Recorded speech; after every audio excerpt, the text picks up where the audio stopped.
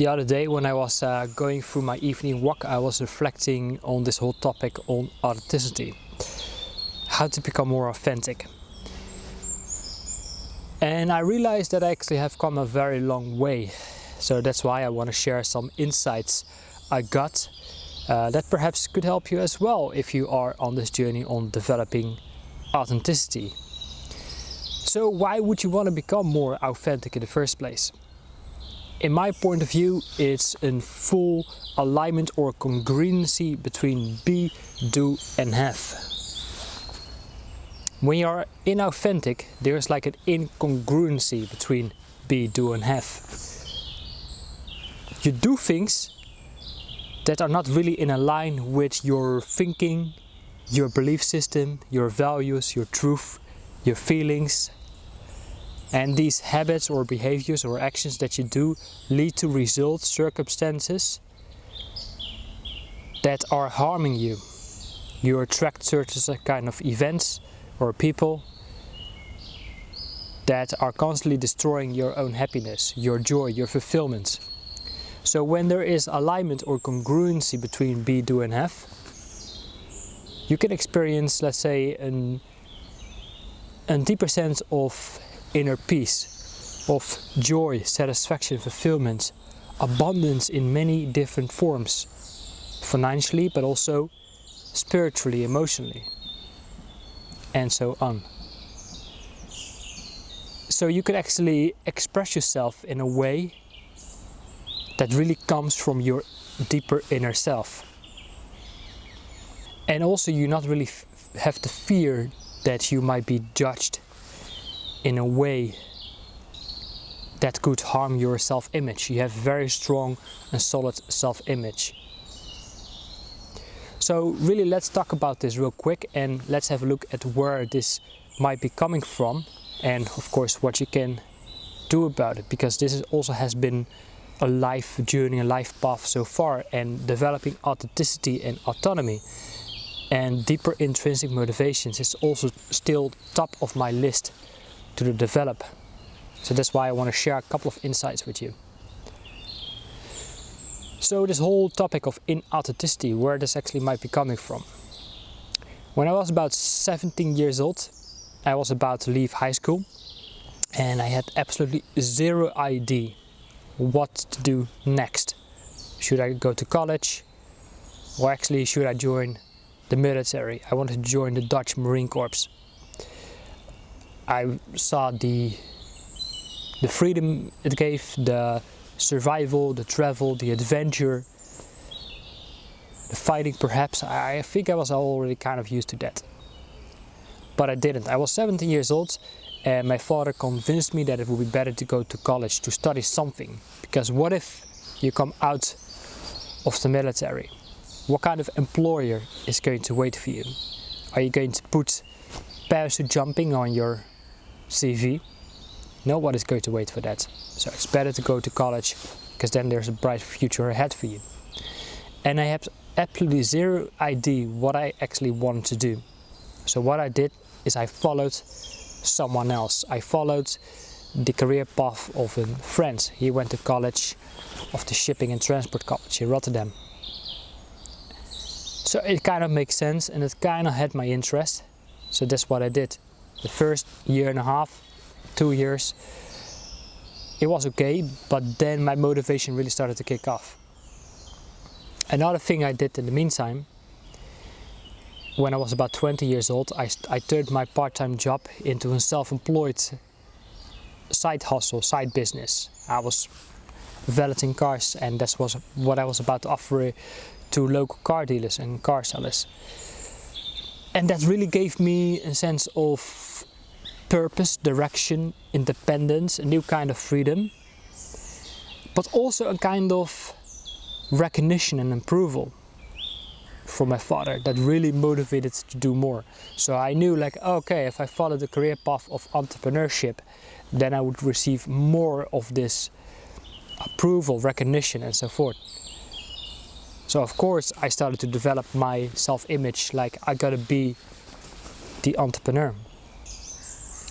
When I graduated college, I got the advice to actually sell my car cleaning equipment and go and apply for a job in the shipping industry. Again, that went against my own values and I had resistance doing so, but I did it. And when I was in that nice corporate job, which the phone, the car, you know, the travel, boarding ships in the port of Rotterdam, it was a nice job, but I wasn't satisfied. I didn't feel like I was at the right place. I didn't feel I belonged there. And I was like suppressing a deeper part of myself. And I started to struggle with things like depression and anxiety. Of course, I thought if I would step up, study more, get better degrees, and get a better job, then everything is going to be better. I will make more money. And I tried that. But in my first month and a half or 2 months, I already decided the corporate world is not for me. And what I thought, I need to go back into entrepreneurship, start my own business. So once again, that's what I decided to do. I learned that if you have an internet business, you have higher levels of freedom and independence. So that's what I wanted. I wanted to have more of that, because that's what I felt was missing.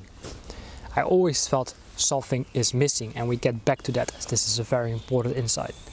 I'm not going to share you all the details, but it took me about 2.5 years to really start making money online. That was really my primary goal, to make money online no matter what. And I'm going to explain in these 3 destructive habits what it is that is destroying a lot of things. But once I had a tiny little glimpse of that so-called financial success, I wanted to fit with that image, or that identity, that personal identity of fame, success, recognition. Once again, I received that kind of approval. I left all my motivations. So basically, my inauthentic behaviors, because it wasn't really in line with my true intrinsic motivations, I didn't even know that existed. Let alone I know I should have them. Because again, I was after my extrinsic motivations. I collapsed, I ended up in a burnout, experienced deep levels of stress, anxieties, depression and so on. And that's how I started to attend personal spiritual development workshops, meditations, healing, group therapies and so forth. And that's how I became slowly aware of my inauthenticity. And that was back in 2011.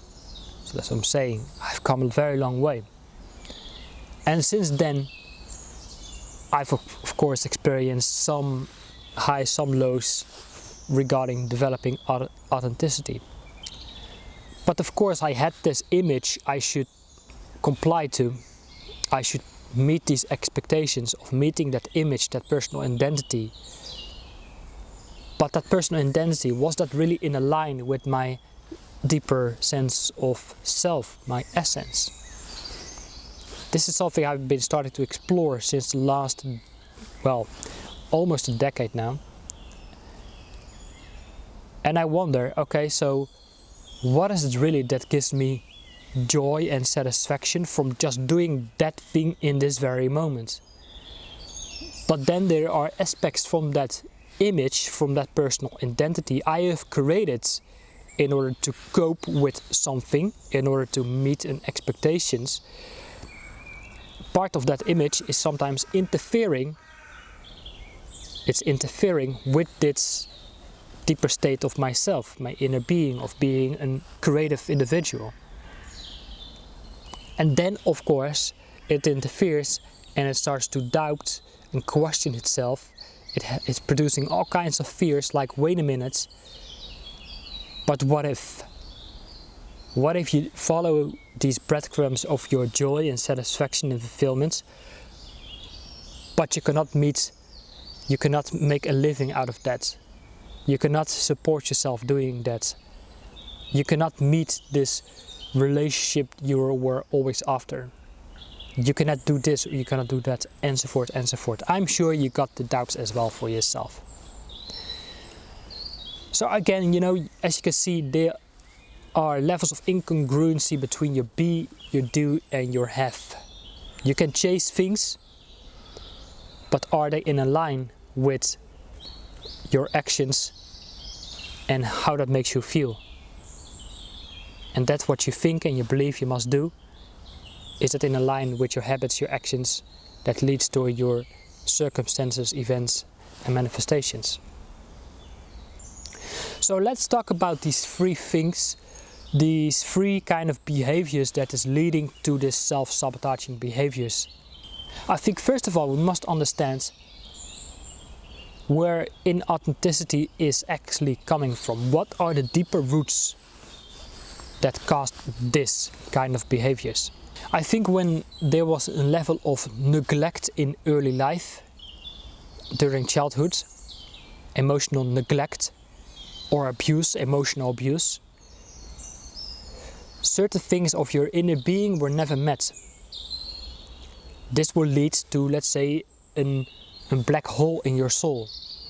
Like something is missing. This void, you feel like there's a level of sadness, emptiness, sorrow, shame, guilt, fear.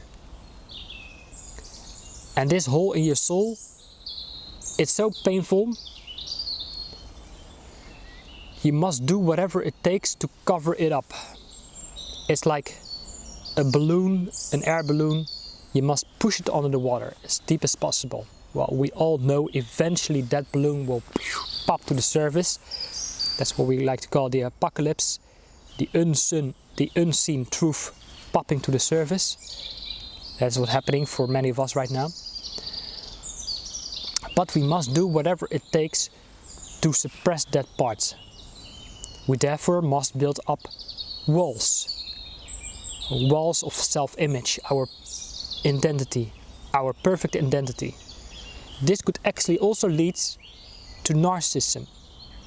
Because a narcissist have experienced so much of this lack, so much of this pain, he must do whatever it takes to avoid it. Find himself in distractions and go after perfectionism and build this perfect image of success, fame, recognition, you name it. Inauthenticity can lead to that. Of course, it can go much further in being a sociopath, psychopath, but a narcissist is already pretty damaging for yourself and for other people and your surroundings. But this type of behavior can also be done to you by a narcissist. Or perhaps it didn't came that far, but at least some expectations were projected on you on how you should be. And it doesn't matter how you feel about it, that is what is expected from you. And you have to meet that condition. And that's why a deeper sense of your own self-love or unconditional love were shut down, suppressed, neglected. Part of our essence has been closed down, neglected. That's why you have this empty hole, this black hole in your soul. And now in your psyche you must do whatever it takes to meet that perfect image. So that's really the root cause where this actually is coming from. Now let's talk about these three behaviors of what you have been doing to meet that expectation. Number one, it's the people pleaser. The pleaser is doing whatever it takes to maintain the peace. Maintain the peace in the household. For example, let's say you had a parent who was dealing with a lot of anger issues, who had violence, who brought violence in the household or aggression. And you never knew exactly in what kind of mood he or she was in, that he was bringing back in the household when he came back from work. And in order to maintain the peace in the household, you would do whatever he was expecting from you to be, do, or have. Even if that meant to shut down a part of your own self, your authenticity, of how you actually felt that day. That didn't matter. Shut it down, shut up about it, meet that expectation. The second destructive behavior is the helper, the rescuer, the healer. He or she must do whatever it takes to help that other broken bird. Is to rescue that person. Try to heal that person. And you feel it's your responsibility, your obligation to do that, to fulfill that role. Yet what you're doing is you lose yourself in that process. Therefore, again, you're shutting down a part of your own authenticity. Things that you love and enjoy doing. The third one, the first two are, as you can see, is kind of like a victim kind of behavior. Another one is also a bit of a victim, but it's coming out in a different, more aggressive, violent way, and which is called the perpetrator. The perpetrator, again, he or she has experienced so much of emotional neglect, pain, sorrow, shame, guilt. He or she made it her purpose or mission to express that anger, disappointment onto others. Because he or she believes that his pain must be felt by others as well. Again, that's also a number one drive or motivation from a narcissist. The pain he or she experienced must be felt by someone else. So others can try to meet him, understand him or her. And that's eventually what we all want, of course, is to have a connection. But when we are so low in our emptiness, pain, sorrow, shame, guilt, we are trying to drag others to that level as well. Which again is inauthentic. Because our true authentic self comes from a place of love and joy. This could mean is that you go find yourself in certain type of business roles where number one thing is on top of the list is to make a shitload of money, and it doesn't matter how you make that money. If you have to manipulate, control, dominate, let's be it so. But that has to be done. Perpetrators are number one manipulators. They call them negotiators. There's a different thing between negotiation and finding a middle ground between two parties. But use a different kind of negotiation and use it to manipulate, control and dominate others for getting something out of it. So I now think you get the point of these three things and where it actually is coming from. Now of course the question, so now we have become aware of everything, what do you do next? How do you get to this point of self-acceptance, self-love, self-respect, personal empowerment? My friends, I can share simple strategies on if you do this, that will lead you to that. But when I was reflecting on this, I look back and I realized I have come a very long way. I have done so many things, workshops, retreats, online courses, books, meditations, energy healing, you name it. And it's still on top of my list to develop more of it. But of course, what I can recommend is your number one commitment in life should be right now personal development, self-reflection, mindfulness, meditation. Connect with what is real, the natural world. Just get in touch with your own feelings, your own inner state of being. Think your own thoughts, think your own feelings. What is your truth of reality? Of course, when reality has been distorted by forms of gaslighting, then of course you can really lose yourself in questioning reality. What is the truth of the truth and what is the truth of that? Again, you can also lose yourself in that. But what is your truth for you? What is real for you? Align yourself with that and dare to express yourself. Perhaps you find it still difficult to express your inner being to other people because you were used to be on your own, to be independent of others, to not trust others that quickly because you could be judged. Perhaps for you it might be easier to write, speak in a camera, and perhaps this could also be a way for you to connect with like minds who find themselves in similar challenges. Creativity, again, it's another beautiful form of getting in touch with your own inner self. Is to be able to be present with that what inspires you, that can flow through you and be expressed by you, and perhaps in unconditional ways. Of course, the mind likes to interfere with that and likes to judge things, like, hey, how is that going to give you support or this or that? But play with it. Eventually it should become a playful experience. Now, of course, please let me know your thoughts on this very complex topic that can go on for hours and hours and hours. But what did you get out of this? How do you look at authenticity itself? What do you think about the possible root cause or the 3 types of behaviors or habits that I just mentioned?